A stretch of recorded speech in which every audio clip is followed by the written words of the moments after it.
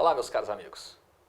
Nesta aula, nós iremos analisar o processo de modernização do território goiano no período pós-Vargas, de 45 a 64. E logo a seguir, analisaremos também o território goiano durante o período militar. Eu sou o professor Moacir Cabral e vamos juntos nessa viagem pela história de Goiás.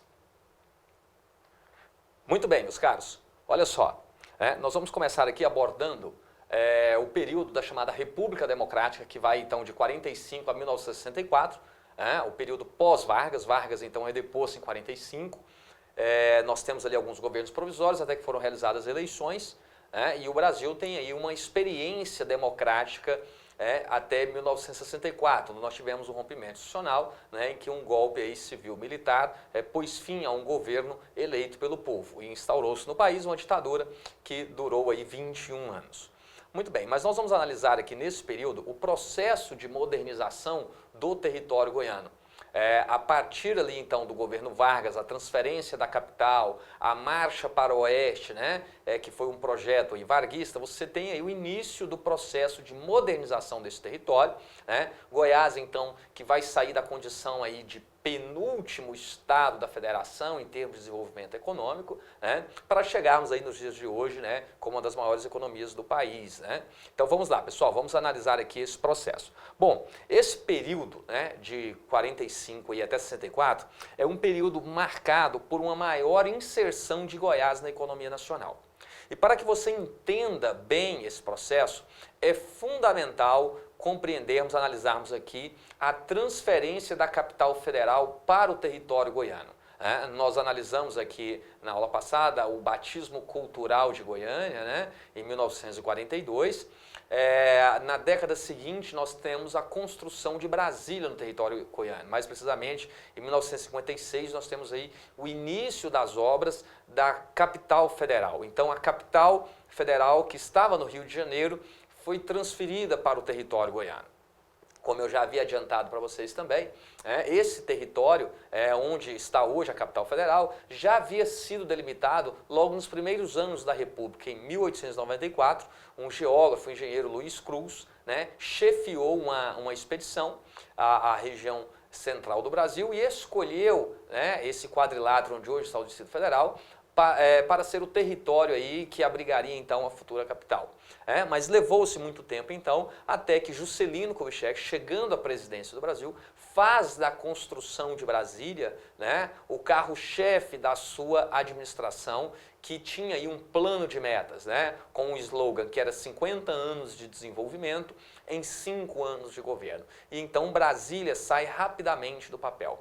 E é importante então entendermos a transferência dessa capital e assim possibilitando uma maior inserção de Goiás na economia nacional. Porque veja só, nós estávamos analisando nas aulas anteriores, após o ciclo do ouro, após ali o apogeu da atividade mineradora, Goiás cai numa situação de isolamento. A dificuldade que se tinha para a modernização da economia goiana era justamente o isolamento desse território em relação às demais regiões do país. Nós analisamos que a ferrovia, no início do século XX, foi um fator importante que marcou a inserção de Goiás na economia nacional. Porém, nós destacamos também que essa inserção ela beneficiava sobretudo a região sul do território goiano, já que a ferrovia não alcançou, não cortou o território goiano em toda a sua extensão. Então ela não serviu para alterar de forma tão significativa o quadro econômico do território goiano, mas sim foi o marco para a inserção de Goiás na economia nacional. Porém, é na segunda metade do século XX, já em 1956, com a construção de Brasília, com a transferência da capital federal para o território goiano, que Goiás irá experimentar então uma maior inserção na economia nacional. E aí um fator determinante para isso foi justamente o quê? Com a transferência da capital federal, essa capital não poderia ficar isolada do restante do país.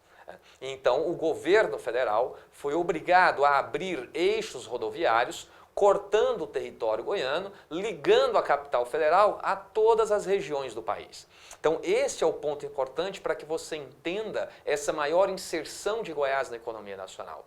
A abertura desses eixos rodoviários, ligando a capital federal a todo o território nacional, então favoreceu o território goiano. Essas rodovias então que foram construídas, que foram abertas, possibilitaram aí, né, um maior fluxo de pessoas, um maior fluxo de mercadorias, então promovendo uma maior inserção de Goiás na economia nacional, né? Aqui nessas fotos nós podemos ver aqui, né, uma imagem do presidente então Juscelino Kubitschek, né, supervisionando as obras aí da rodovia Transbrasiliana, também conhecida como Belém-Brasília, mas destacando aqui, né, que a Transbrasiliana mesmo, que é hoje a BR-153, ela não passa por Brasília, né? Mas ela vai tangenciando aí o território e é conhecida então como Belém-Brasília. E também há uma fotografia ali marcando ali o início da construção da capital federal no território goiano, né? A obra que teve início em 1956. Tá ok? Nós vamos continuar analisando alguns aspectos do território goiano ao longo desse período, dessa experiência democrática, que vai de 1945 a 1964. Tá? Eu não vou destacar nesse primeiro momento os governos em si, mas vou destacar os principais pontos, tá? Que marcam esse maior dinamismo do território goiano a partir desse período, ok? Outro ponto que merece destaque é que nesse período Goiânia então vai se consolidar. Goiânia deu certo, né? Muito mais rápido do que os seus idealizadores imaginavam, né? E é muito importante nós entendermos também essa consolidação de Goiânia atrelado ao projeto varguista de Marcha para o Oeste, que incentivou fluxos migratórios rumo ao interior do país. Então, Goiânia recebe nesse contexto um grande número, né, de pessoas que migram para cá em busca das terras prometidas para a reforma agrária, e como eu já havia dito no bloco anterior, né, essas terras elas não atenderam toda a população que para cá veio. Mas, então, a promessa dessas terras serviu como um fator de atração dessa população para o território goiano. Então, você tem a consolidação de Goiânia, o incremento aí no processo de transporte, com a abertura de eixos rodoviários, com a pavimentação da rodovia, né, ligando aí Goiânia, Anápolis, Brasília, tudo isso favorecendo um maior desenvolvimento da capital. Goiânia deu certo, Goiânia se consolidou, né? Um outro ponto importante é que neste período também nós temos aí um processo de modernização do território e um processo de modernização da agricultura. E um ponto-chave é que nesse processo de modernização da agricultura, que nós vamos analisar de forma mais detida um pouquinho à frente, né, no outro bloco, esse processo de modernização, ele também expulsa o homem do campo. Já que o trabalho no campo até então, ele era feito por dezenas de pessoas, né, para desenvolver ali uma atividade no meio rural. Com a modernização da agricultura, com a chegada de maquinário, com a chegada de tecnologia, um pequeno número de pessoas operando máquinas irá realizar ali, né, trabalhos com maior qualidade, com maior celeridade. Então, liberando um grande contingente populacional que estava no campo, que tem, então, obrigatoriamente que migrar em direção às cidades. E aí você tem, nesse período, um processo de urbanização. Ou seja, a população começa a deixar o campo e indo em direção à cidade, fruto desse processo de modernização da agricultura. Então, Goiás, o Brasil de forma geral, né, de maneira geral, mas Goiás também vai experimentar essa aceleração aí no processo de urbanização, que vai culminar lá na década de 70, no momento em que a população urbana torna-se majoritária no território goiano. Então, nesse momento, né, o território goiano tem a sua população majoritariamente ainda no meio rural, mas inicia aqui esse processo então de urbanização, a população deixando o campo, indo em direção às cidades, né, como uma consequência desse processo de modernização. E a questão do crescimento populacional, como eu falei, também fruto da marcha para o oeste, né, em decorrência das terras prometidas nesse território pelo governo Vargas. Promessa essa que não se concretizou integralmente, mas serviu para atrair um grande contingente populacional para o território goiano. Esse processo também de modernização levou a um aumento na produção e na produtividade, né, já que proporcionou tanto a expansão da área de cultivo, né, como a aplicação de tecnologia, né, de maquinário, de insumos, favoreceu o aumento na produtividade. Tá? Então você tem aí a expansão da área agricultável, bem como, né, um melhor trabalho, melhor preparo dessa terra, trazendo ganhos em produtividade. Então é outro característica forte desse período que nós não podemos perder de vista. E aí, claro, esse processo de modernização que expulsa o homem do campo em direção às cidades, né, esse processo ele gera aí umas tensões sociais. Por quê? Essa parcela da população que é expulsa do campo, então, e é obrigada a ir para a cidade, chegando na cidade, nem sempre ela encontra, né, as condições dignas ali de moradia, encontra trabalho, né, encontra meios para o seu sustento. E aí você tem o acirramento nos conflitos pela posse de terras. Né? Esses conflitos se deram em diversas partes do território goiano, mas merece destaque aqui com vocês o conflito na região de Trombas e Formoso. Muito bem, na aula passada eu destaquei com vocês, né, a marcha para o oeste, a implantação da colônia agrícola de Ceres e que essas terras então logo se esgotaram. Mas pessoas continuaram a vir para o território goiano em busca das tais terras prometidas pelo governo. O fato é que chegando à região de Ceres, constatando que as terras ali já haviam esgotado, parte dessa população então foi para a região mais ao norte, a região mais ao norte de Uruaçu. E foram ocupando áreas de terras que pertenciam ao Estado, mas o Estado não exercia ali nenhum controle, nenhuma regulação. Eram áreas de terras que estavam isoladas, né? E daí então não tinham valor, não eram de interesse aí dos grandes proprietários. E aí você teve ali esses camponeses chegando, se instalando nessa região, né? E plantando suas roças, cuidando ali da sua família, sua criação. O fato é que na década seguinte, na década de 50, como eu falei para vocês, nós temos aí com a transferência da capital federal para o território goiano, nós temos a abertura de eixos rodoviários. E justamente nessa região de Trombas e Formoso, nós temos ali, né, essa região cortada pela rodovia Transbrasiliana. Então essas áreas, né, que estavam desvalorizadas, que eram áreas desvalorizadas justamente pela situação de isolamento, passaram por um processo, um rápido processo de valorização, em razão da abertura desse eixo rodoviário. E aí, claro, despertou também a atenção dos grandes proprietários de terra, dos grandes fazendeiros, ou chamados aqui de grileiros, né, que passaram a intimidar esses camponeses com o propósito de tomar-lhes as terras. Né? E como é que acontecia esse processo?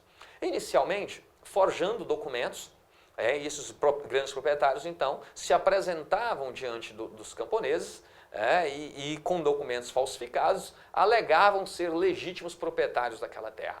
E, em alguns casos, né, exigindo desses camponeses a assinatura de títulos de arrendamento. Bom, os camponeses, de maneira geral, na sua maioria, eram pessoas analfabetas, pessoas com pouca instrução, com pouca formação, mas não eram bobos. Sabiam que não eram arrendatários daquela terra, mas sim posseiros. Eles chegaram ali e não tinha ninguém naquele território. E então falaram, olha, eu não sou arrendatário não, eu sou posseiro. Eu cheguei aqui, não tinha nada, eu derrubei o mato, construí minha palhoça, plantei minha roça, estou criando meus animais, então isso aqui é meu, não tinha ninguém aqui não.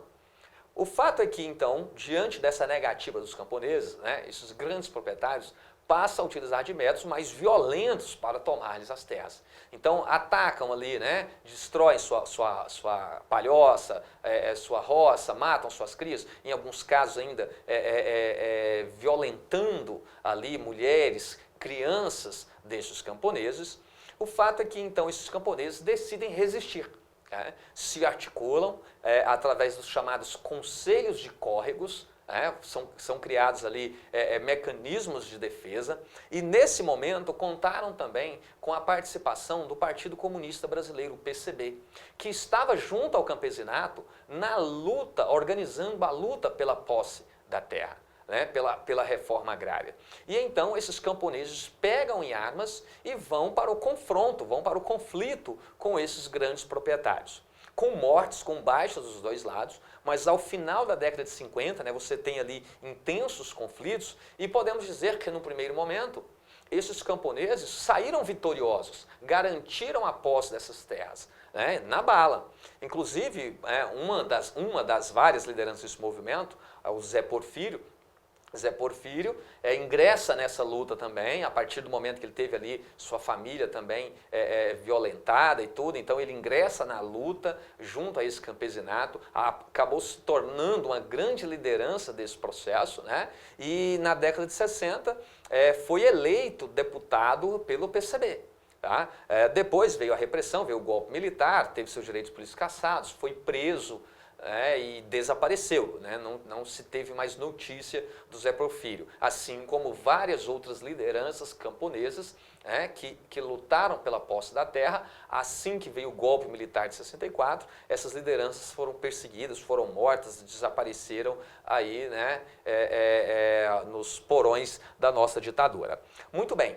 Essa influência crescente do Partido Comunista junto ao campesinato levou até mesmo a igreja a pensar numa proposta de reforma agrária, certo? Para tentar tirar aí essa influência comunista junto ao campesinato. Então, sob a liderança do arcebispo, Dom Fernando, foi elaborado um projeto de reforma agrária por parte da igreja na região de Corumbá.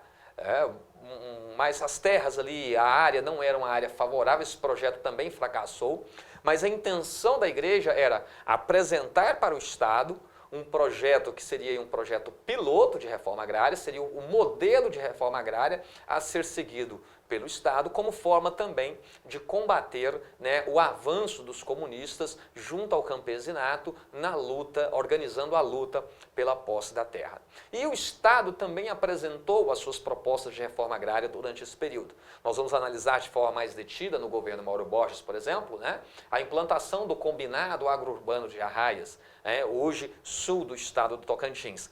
Mas lembrando sempre que esses projetos de reforma agrária, eles não avançaram. Nenhum projeto de reforma agrária avançou de forma significativa, de forma expressiva no nosso país. De tal modo que, segundo dados do IBGE, o Instituto Brasileiro de Geografia e Estatística, a cada ano que passa, nós temos um número menor de pessoas que detêm áreas de terras cada vez maiores. Ou seja, historicamente, o Brasil ele caminha para uma concentração fundiária. Então isso tem lá a sua origem na formação do território brasileiro, com as capitanias hereditárias, com as sesmarias, a Lei de Terras de 1850, então uma série de instrumentos aí ao longo da nossa história que sempre favoreceram a concentração de terras. Então esses projetos de reforma agrária, eles sempre pararam ali, sempre foram abortados ali na sua primeira experiência, tá ok? Mas foram elementos importantes para atrair pessoas para o território goiano, ainda que essa reforma agrária não se efetivasse, mas servia como um atrativo de pessoas que para cá vinham na expectativa então de conseguirem o seu lote de terra, de conseguir a sua terra, conseguir assim o seu sustento. E é fácil nós entendermos, Por quê? Essas famílias, essas pessoas que estavam ali nas grandes propriedades, eles não tinham a propriedade, mas eles tinham a posse dos meios de produção. Então ele estava na condição de meieiro, de parceiro, de agregado numa grande propriedade, mas ele podia ali cultivar o seu alimento, criar algum animal que era utilizado ali nos serviços domésticos, na alimentação da família. Uma vez expulso do campo, dentro desse processo, em razão desse processo de modernização da agricultura e indo para a cidade, só resta uma coisa para essas famílias sobreviverem, se vender a sua força de trabalho. E aí nem todos conseguem, ou seja, retira dessa população a condição mínima da sua subsistência. E aí, claro, isso vai gerar as tensões sociais que nós vimos. Por exemplo, na região da Estrada de Ferro, nós tivemos também um conflito ali, pela taxa de arrendamento.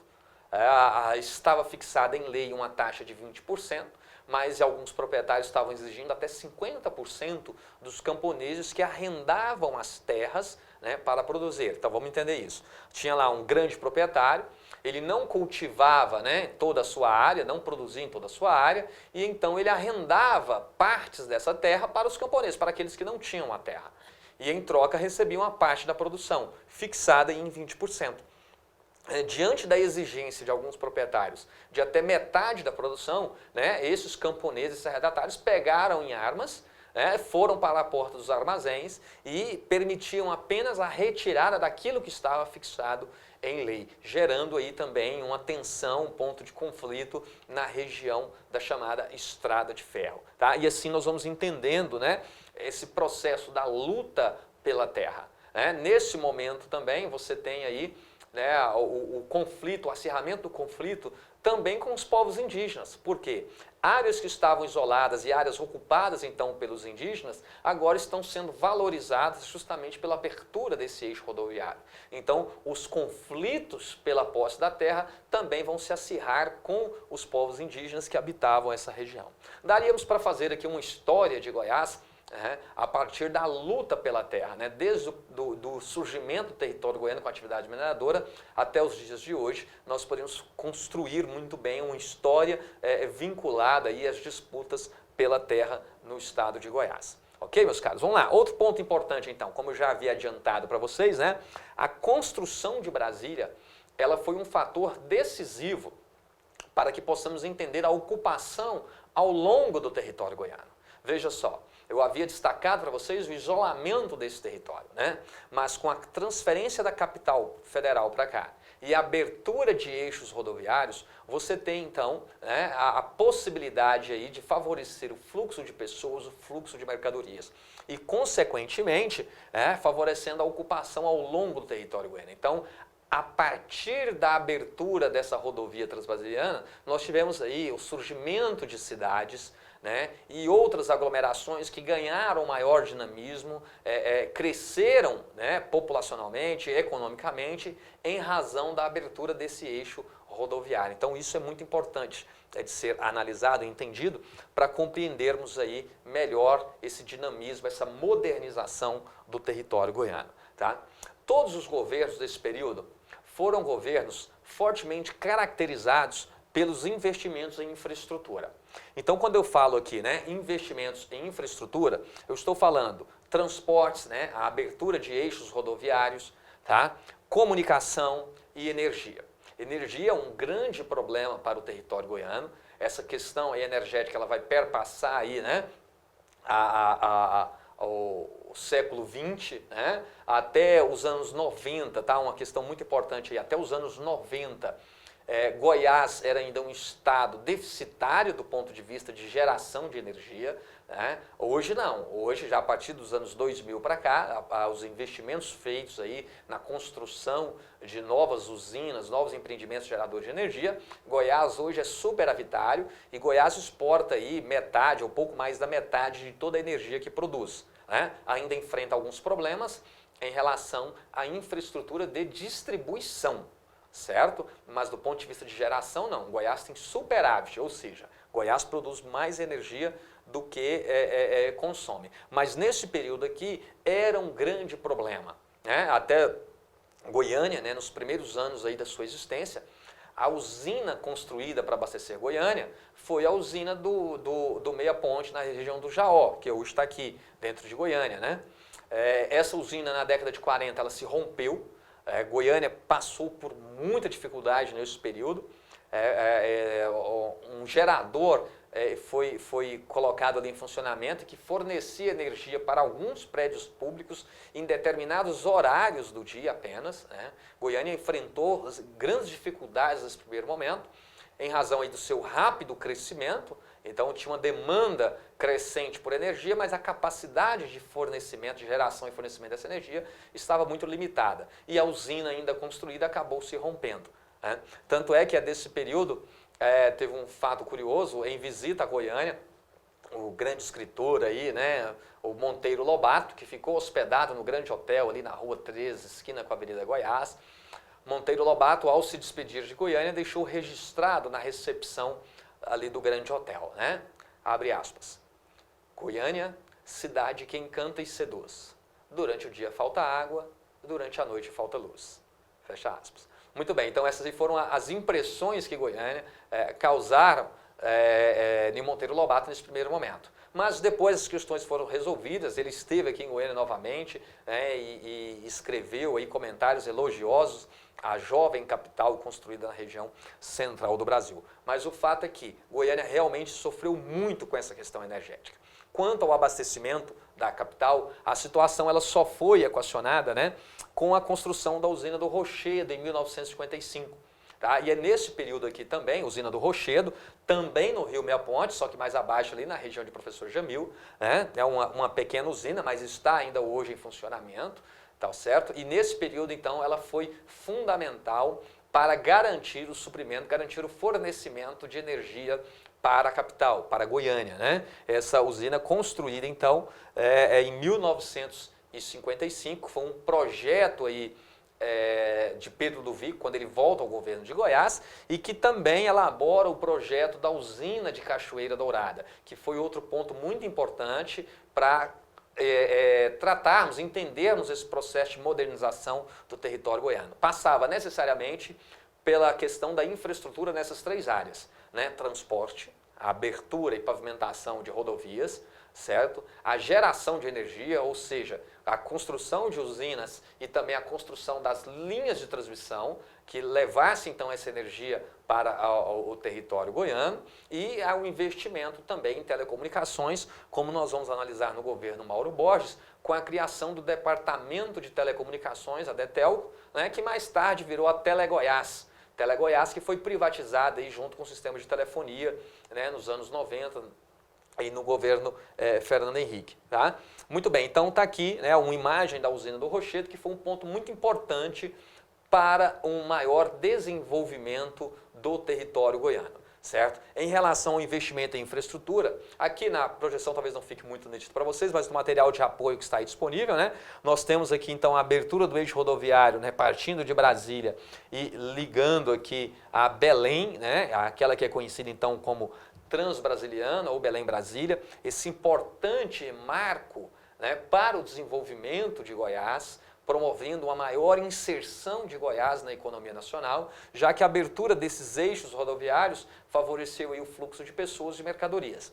Estou destacando aqui, né, a rodovia Transbrasiliana, já que ela foi realmente cortando o Brasil de norte a sul, mas tivemos também investimentos do governo federal na abertura de outros eixos rodoviários. Tá? Então nós temos aí a Transbrasiliana, nós temos o que é hoje a BR-060, 050, 020, então eixos rodoviários ligando a capital federal a todas as regiões do país. E isso foi muito importante para o desenvolvimento econômico do território goiano, certo? Aqui temos mais uma imagem das obras, né? Da abertura dessa rodovia, cortando aí o sertão goiano, cortando o território goiano no sentido sul-norte, tá? Aqui uma outra imagem também que aparece aí o presidente Juscelino Kubitschek, junto com o engenheiro, né, Bernardo Sayão, que foi o responsável aí por tocar essa obra, ele que não viu, né, a conclusão dessa obra, morreu um pouco antes no acampamento, né, o engenheiro que coordenava essas obras estava ali sempre acompanhando, né, no canteiro de obras mesmo, a abertura dessa rodovia, acabou sendo vítima aí de um acidente, né? Uma árvore caiu sobre a sua barraca, onde ele estava ali acampado, ele foi atingido por essa árvore, não resistiu e faleceu. Né? Faleceu assim o engenheiro Bernardo Sayão, que foi o responsável por tocar essa obra, sem sombra de dúvidas. Uma obra épica, né? Cortar esse sertão, cortar esse território, né, inóspito, abrindo um eixo rodoviário, passando aí pelas todas as dificuldades, né, e então tocar uma obra dessa é um feito realmente épico, algo muito importante que deve ser lembrado. Por isso que o nome do engenheiro Bernardo Sayão, ele é muito lembrado aqui em Goiás. Nós temos em diversas cidades, nós temos ruas, avenidas que levam o nome de engenheiro Bernardo Sayão, escolas, então monumentos aí em homenagem a este homem que tocou tanto o projeto da colônia agrícola de Ceres, né, como também a abertura desse eixo rodoviário, e que foi inclusive acusado na época da colônia agrícola de Ceres, de desviar recursos ali e tal, alguma coisa assim. Mas isso acabou ficando algo menor e relevante na sua biografia, e realmente os feitos dele no território goiano, o trabalho dele dedicado aqui à construção de Brasília, à abertura desses eixos rodoviários, foi o que marcou a história, a biografia do engenheiro Bernardo Sayão. Assim como também o presidente Juscelino Kubitschek, né? que tocou o projeto de Brasília, né? Observem que Brasília é anterior a Juscelino, não foi algo que ele idealizou. Brasília já estava idealizada. Ele apenas viabilizou, ele apenas tocou esse projeto, essa obra. Juscelino Kubitschek, que também, né, sofreu grande pressão durante o seu governo, né, conseguiu terminar ali o seu governo, mas sob forte pressão, acusado também ali de corrupção. Tinha um fato bastante curioso: Juscelino Kubitschek era levado constantemente à Polícia Federal para explicar se um prédio na Vieira Solto, no Rio de Janeiro, era ou não era dele e tal, né? Então, mas está aí o grande marco. Quando fala-se Juscelino Kubitschek, você lembra o quê? Você lembra da construção de Brasília, você lembra da abertura da rodovia Transbrasiliana, de eixos rodoviários, ok? Então, pontos importantes para entendermos aí o desenvolvimento e a chamada modernização do território goiano. Beleza, meus caros? No próximo bloco, nós vamos analisar aqui os governos desse período, dando uma atenção maior para o governo Mauro Borges Teixeira. Te aguardo no próximo bloco.